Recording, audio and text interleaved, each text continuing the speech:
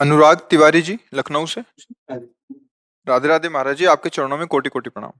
महाराज जी, हम जीवन में पूर्ण सफलता कैसे प्राप्त करें? अरे जिंदगी का ही भरोसा नहीं, शाम तक जियोगे कि नहीं जियोगे, क्या ज्ञान की बात है। लाइफ में बहुत ऊंचे कहाँ जाओगे, पटक दिए जाओगे ऊंचे से। जहां भी ऊंचे चढ़ोगे पटक दिए जाओगे। माया का काम ऊंचे से नीचे पटकना। छोटे बन जाओ, कभी नहीं पटके जाओगे। भजन से क्या होता है जानते हो? छोटा बना जाता है। तृणादपि सुनीचे। अब कोई पटक के दिखावे। मान लो आप सीधे चित्त पड़े हो, अब सब कौन चित्त करेगा? पहले चित्त हो, राधा राधा राधा। आराम से सो जाओ। अब तो तुम्हारी इच्छा है कि हम ऊंची पर चढ़े, तो फिर बहुत अच्छी पकड़ होनी चाहिए। नहीं फिसल गए तो गिरोगे, हड्डी हड्डी टूट जाएगी। ये ऊंचाई की चाह ही मतलब उसको नष्ट कर देती है। और दैन्य होकर भगवान का भजन करते रहो, वो जहां पहुंचा देंगे वहां से गिरने का चांस नहीं होगा। समझ रहे हो ना?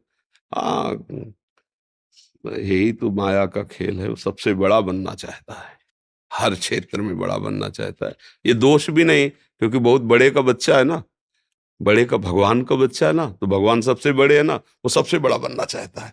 पर इस मार्ग में बड़ा बना जाता है सबसे छोटे बन के। जो जितना छोटा बन गया उतने बड़ा बन गया।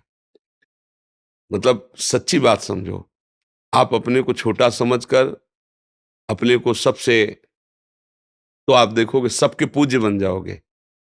और जब सबसे बड़ा कर तो क्या है, इसमें गलती क्या होती? हमारा अहंकार पुष्ट होता है। वो अहंकार का काम है नाश करना, पतन करना। ये बड़ा कष्टदायक अहंकार है।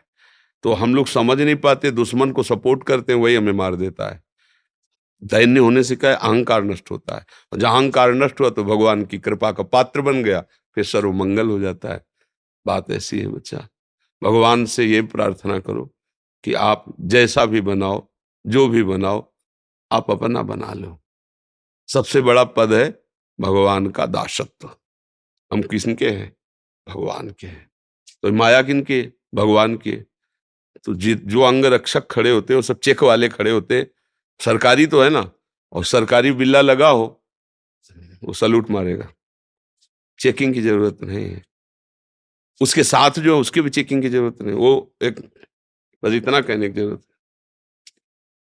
ये बात है। हाँ, पर उसका जहां जिससे मिलने जा रहा है, अंगरक्षक को पता है कि हाँ बहुत मिलता जुलता बैठता है, तब कहने मात्र से नहीं होगा। ऐसे ही जब आप भगवान से मिलते जुलते हो तो माया फिर चेकिंग बंद कर देगी। आप फिर आप जिनको चाहो ले जा सकते हो। संत जनों के पास जो जुड़ते हैं ना, संत जन डिब्बा हैं। अगर कनेक्शन हटा दो तो डिब्बा चलेगा क्या? इंजन है आचार्य भगवान।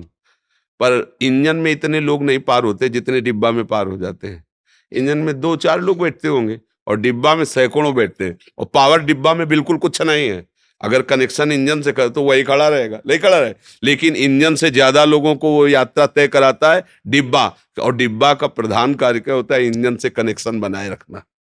इंजन है भगवान और हम सब है डिब्बा, है ना। और जब उनसे कनेक्शन है तो पार हो गए। अगर उनसे कनेक्शन नहीं तो वहीं खड़े रहोगे, जहां से कनेक्शन हटा वहीं खड़े हो। तो अब हम लोग लौकिक उन्नति की तरफ दृष्टि रखते हैं। तो लौकिक उन्नति का परिणाम अंतिम बताओ। अंतिम परिणाम लौकिक उन्नति। सिकंदर जैसा बादशाह जब जा रहा था तो उसने यही कहा था, जब शरीर पूरा हो तो मेरे हाथ ऐसे खोल लेना। कि इतना पराक्रमी, इतना सब कुछ समेटने वाला, आज खाली हाथ जा रहा है, कुछ नहीं है उसके पास। मतलब बादशाह था, सिकंदर नाम से लोग थर्राते थे। वो ऐसे चला। इससे ज्यादा उन्नति तो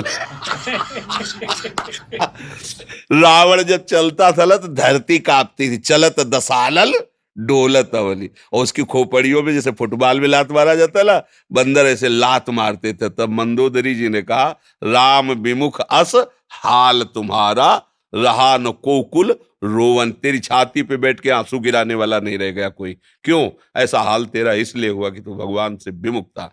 तो भगवान से विमुख होने पर तो कोई भी उन्नति, उसका परिणाम क्या है?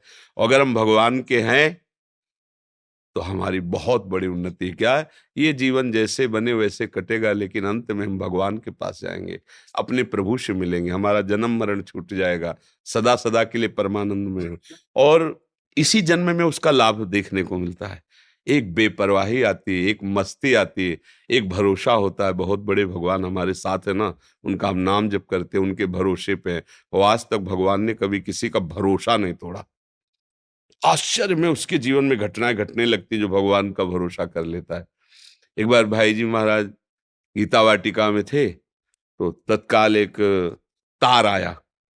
गांधी जी के परिकर के उनके भतीजे आज सब वो गोरखपुर से निकल रहे थे, वो भूखे थे। तो उन्होंने भाई जी को तार से सूचना दी कि कुछ ही समय में हम स्टेशन पर पहुंचने वाले हैं, यदि हमारी भोजन व्यवस्था हो जाए तो हम मतलब अच्छा हो।